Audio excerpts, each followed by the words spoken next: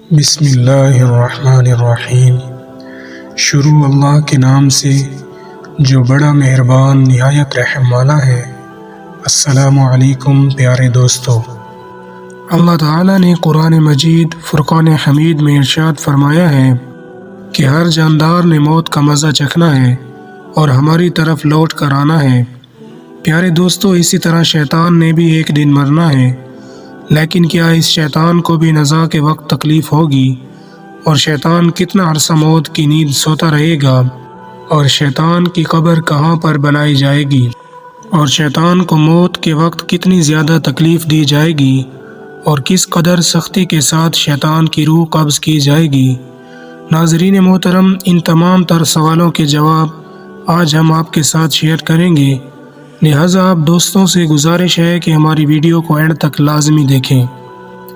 ناظرین محترم، شیطان نے جب اللہ تعالیٰ کے حکم کی نافرمانی کی تو اللہ تعالیٰ نے اسے جنت سے نکال دیا۔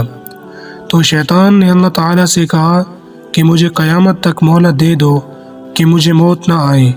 تو اللہ تعالیٰ نے اسے ایک مقررہ وقت تک کے لیے مہلت دے دی، جسے قرآن مجید کی سورۃ الحجر میں یوں بیان کیا گیا ہے۔ اس نے کہا، اے میرے پروردگار، لوگوں کے زندہ کیے جانے تک مجھے مہلت دیں۔ اللہ رب العزت نے ارشاد فرمایا، تجھے مہلت دی جاتی ہے وقت معلوم تک کے لیے۔ ناظرین محترم، مفسرین نے لکھا ہے کہ حضرت اسرافیل علیہ السلام جب پہلی بار سور پھونکیں گے تو اسے وقت معلوم کہا جاتا ہے، اور یہ وقت معلوم شیطان کے لیے ٹھہرایا گیا ہے۔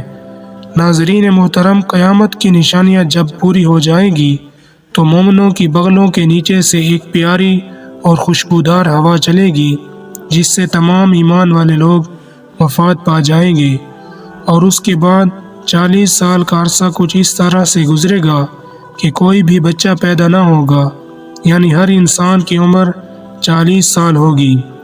چونکہ ایمان والے تمام لوگ وفات پا جائیں گے تو اس زمین پر صرف کافر اور مشرک لوگ ہی باقی رہ جائیں گے۔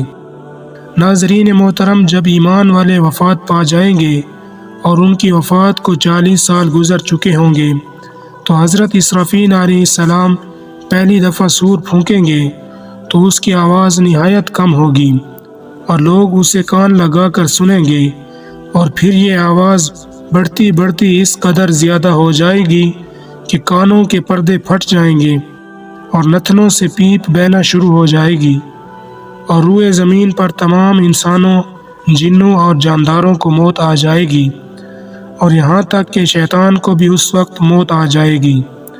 اور اس کے 40 سال بعد حضرت اسرافیل علیہ السلام دوسری مرتبہ سور پھونکیں گے تو تمام لوگ اللہ تعالیٰ کے حکم سے دوبارہ اپنی قبروں سے زندہ نکل کر باہر آ جائیں گے، اور پھر قیامت کا دن آ جائے گا اور میدان حشر لگ جائے گا۔ نفخہ اولیٰ کے وقت جب شیطان کو موت آئے گی تو نفخہ اولیٰ اور نفخہ ثانیہ کے درمیان 40 سال کا عرصہ ہوگا۔ اس سے معلوم ہوتا ہے کہ شیطان 40 سال تک مردہ رہے گا۔ ناظرین محترم، اب اس بات پر نظر ثانی کرتے ہیں کہ شیطان کو موت کیسے آئے گی اور وہ 40 سال مردہ حالت میں کہاں پڑا رہے گا۔ حضرت احنف بن قیس رضی اللہ تعالیٰ عنہ فرماتے ہیں کہ میں نے ایک مرتبہ حضرت کعب بن احبار رضی اللہ تعالیٰ عنہ کو ارشاد فرماتے ہوئے سنا کہ جب حضرت آدم علیہ السلام کی موت کا وقت آیا تو آپ علیہ السلام پریشان ہوئے اور اللہ تعالیٰ سے عرض کرنے لگے کہ یا اللہ، میری موت سے میرا ازلی دشمن یعنی ابلیس اس وقت بہت زیادہ خوش ہوگا، کیونکہ میں تو مرنے والا ہوں اور اس کو تو قیامت تک کے لیے زندہ رہنا ہے۔ چنانچہ اللہ تعالیٰ نے جواب دیا کہ اے آدم، تم مرنے کے بعد جنت میں چلے جاؤ گے، اور وہ ملعون قیامت تک دنیا ہی کے اندر مقید رہے گا، اور قیامت سے 40 سال پہلے اس کو ایسی موت آئے گی اور اس کو اتنی تکلیف دی جائے گی جتنی پوری دنیا کے انسانوں کو دی گئی تھی۔ حضرت کعب رضی اللہ تعالیٰ عنہ نے مزید ارشاد فرمایا کہ آدم علیہ السلام ملک الموت علیہ السلام سے ارشاد فرما رہے تھے کہ مجھے ابلیس کی موت کا منظر بیان کرو۔ چنانچہ ملک الموت علیہ السلام نے ابلیس کی موت کا منظر بیان کرنا شروع کیا تو وہ اتنی دردناک موت تھی کہ حضرت آدم علیہ السلام اپنے آنسوؤں پر قابو نہ رکھ سکے۔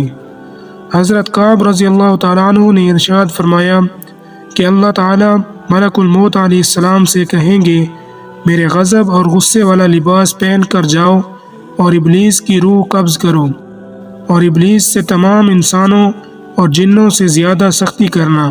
اور پھر جب ملک الموت علیہ السلام شیطان کی روح قبض کرنے آئیں گے تو وہ دھاڑے مار مار کر روئے گا۔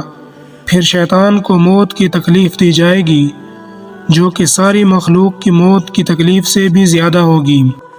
ابلیس گھبرا کر مشرق کی جانب بھاگے گا تو کبھی مغرب کی جانب، لیکن ہر طرف اپنے سامنے ملک الموت علیہ السلام کو پائے گا۔ سمندر میں چھپنے جائے گا تو سمندر بھی اسے جگہ نہ دے گا۔ پھر آسمان کی طرف بھاگے گا تو وہاں مقررہ فرشتے اسے آگ کے کوڑوں سے ماریں گے۔ چنانچہ وہاں سے بھاگتا ہوا حضرت آدم علیہ السلام کی قبر کے پاس کھڑا ہو کر کہے گا کہ اے آدم، تمہاری وجہ سے میں ملعون اور مردود بنا، کاش تم پیدا ہی نہ ہوئے ہوتے۔ پھر ملک الموت علیہ السلام سے پوچھے گا کہ کتنی سختی اور تکلیف کے ساتھ میری جان نکالو گے؟ تو ملک الموت علیہ السلام فرمائیں گے جتنے لوگ جہنم میں ہیں ان کی موت سے کہیں زیادہ تکلیف اور سختی کے ساتھ تیری جان نکالوں گا۔ یہ سن کر شیطان تڑپنے لگے گا اور چیختا چلاتا ہوا ادھر ادھر بھاگے گا اور آخر کار اس جگہ پہنچ جائے گا جہاں اس نے جنت سے نکل کر پہلا قدم رکھا تھا۔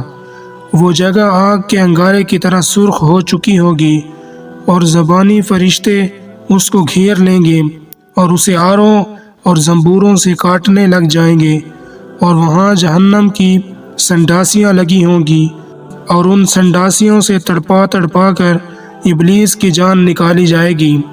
چنانچہ حضرت آدم علیہ السلام اور حضرت حوا علیہ السلام سے کہا جائے گا کہ ذرا اپنے دشمن کو دیکھو کہ کس طرح ذلت کے ساتھ مر رہا ہے۔